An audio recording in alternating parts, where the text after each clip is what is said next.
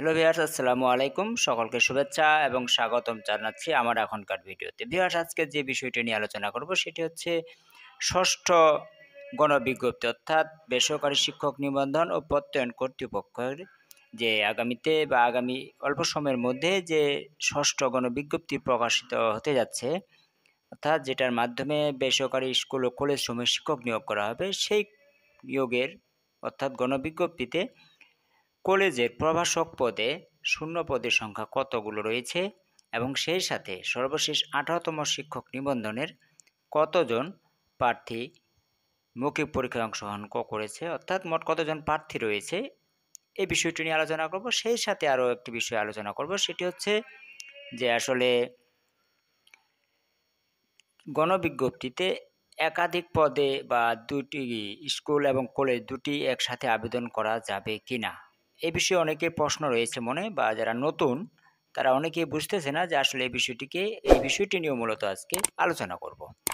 তো ভিউয়ার্স, আলোচনা শুরু করার আগে সকলের প্রতি অনুরোধ, যারা আমার এই চ্যানেলে নতুন তারা এরকম নিত্য নতুন ভিডিও ও তথ্য সবার আগে পেতে আমার এই চ্যানেলটি সাবস্ক্রাইব করে পাশে থাকা বেল বাটনটি প্রেস করবেন। তো ভিউয়ার্স, এখন কথা হচ্ছে যে অল্প সময়ের মধ্যে অর্থাৎ ঈদুল আজহার পরেই ইনশাআল্লাহ আপনাদের ষষ্ঠ গণবিজ্ঞপ্তির প্রকাশের একটা তোড়জোড় শুরু হয়ে যাবে এবং 2-1 মাসের মধ্যে আপনারা ষষ্ঠ গণবিজ্ঞপ্তি পেয়ে যাবেন। তো এখন কথা হচ্ছে যে অনেকের প্রশ্ন, অনেকের জানা যে আসলে যেটার বেসরকারি শিক্ষক নিয়োগের ক্ষেত্রে যেটা মূলত সবারই একটা মানে প্রত্যাশা বেশি থাকে যে কলেজ পর্যায়ের। তো এইখানে কলেজ পর্যায়ে মোট কতগুলো পদ শূন্য রয়েছে, অর্থাৎ প্রভাষক পদে। তবে টোটালি ওভারঅল মাদ্রাসা থেকে শুরু করে বা কারিগরি বা অন্যান্য বিষয়গুলো সবগুলো মিলেই মূলত প্রায় লক্ষেরও অধিক পদ শূন্য রয়েছে। তো বেশিরভাগ পদ শূন্য রয়েছে মাদ্রাসা সেক্টরে। আর কলেজের তাইলে কতগুলো পদ শূন্য রয়েছে। তো ভিউয়ার্স, যেতটুকু তথ্য জানা গেছে যে আসলে ষষ্ঠ গণবিজ্ঞপ্তিতে মোট শূন্য পদ রয়েছে প্রভাষক পদে, অর্থাৎ বিভিন্ন বাংলা, ইংরেজি, ইতিহাস, ইসলাম ইতিহাস, সংস্কৃতি, মোট কথা হচ্ছে যে যতগুলো শিক্ষক মানে বিষয় রয়েছে উচ্চ মাধ্যমিক লেভেলে, তো এখানে মোট শূন্য পদের সংখ্যা কতটুকু। তো ভিউয়ার্স, যেতগুলো জানা গেছে যে ৯,৭৬০টি মতো শূন্য পদ রয়েছে সারা বাংলাদেশে। তার মধ্যে ৯,৭৬০ দিনের মধ্যে সব সাবজেক্টে অন্তর্ভুক্ত। এখানে মোট কথা প্রভাষক কলেজের লেভেলের প্রভাষক পদের মোট শূন্য পদ রয়েছে ৯,৭৬০টি। আর আপনারা 18তম শিক্ষক নিবন্ধনের, আমি 17তম বাদ দিলাম যেহেতু ওনাদের বয়স পার হয়ে গেছে, ওটা নিয়ে অনেক আছে। তো আমি 18তম শিক্ষক নিবন্ধনেরটাই যদি আমি ধরি, তো 18তম শিক্ষক নিবন্ধনের মৌখিক পরীক্ষায় অংশগ্রহণ করেছে, যদিও মৌখিক পরীক্ষায় ফেল আসে না সচরাচর, আমরা সবাইকে ধরে নিলাম। সেখানে 22,650 জনের মতো প্রার্থী মৌখিক পরীক্ষায় অংশগ্রহণ করেছে, অর্থাৎ আপনাদের ধরতে হবে যে ৯,৭৬০টি পদের বিপরীতে আপনাদের প্রার্থীর সংখ্যা হচ্ছে 22,000-এর অধিক।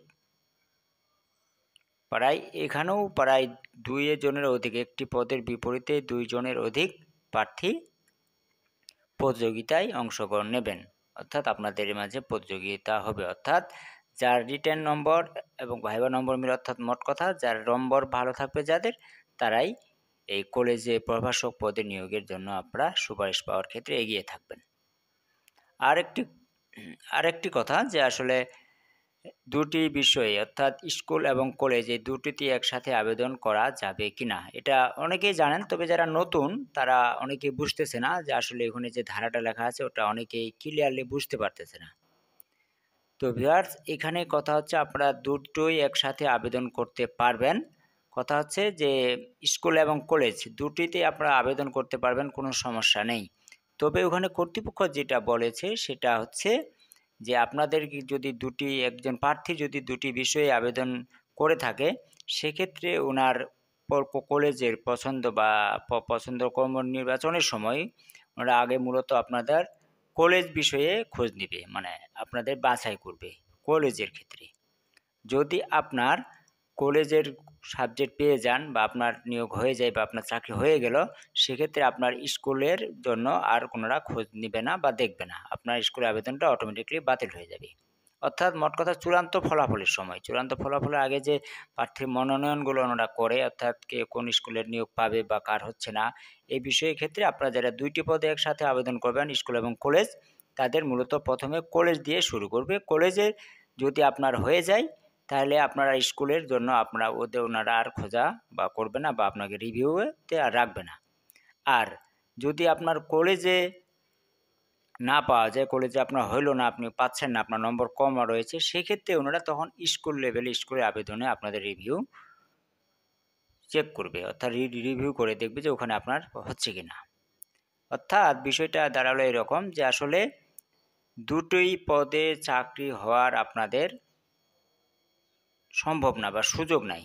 মানে আপনার দুটোই একসাথে আবেদন করলেন, কিন্তু আপনার পরবর্তী স্কুলেও আসলো, কলেজেও আসলো, এখন পরবর্তীতে আপনারা সিদ্ধান্ত নেবেন আমি স্কুলে যাব নাকি কলেজে যাব, এরকমটা হবে না।